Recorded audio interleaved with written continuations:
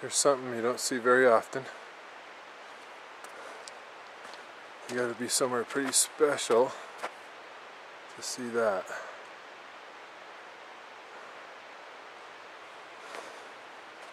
And the place that is right there. Cooking right along.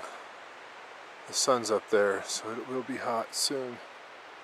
But right now, we're just watching the deer forage. I can get a little closer for Madison to see that deer. Hopefully he doesn't kick me in the head.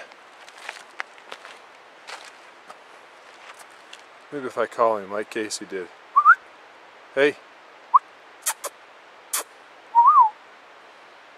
Yeah, I'll have to ask Casey, the deer whisperer, how you get close enough to these guys without them kicking you.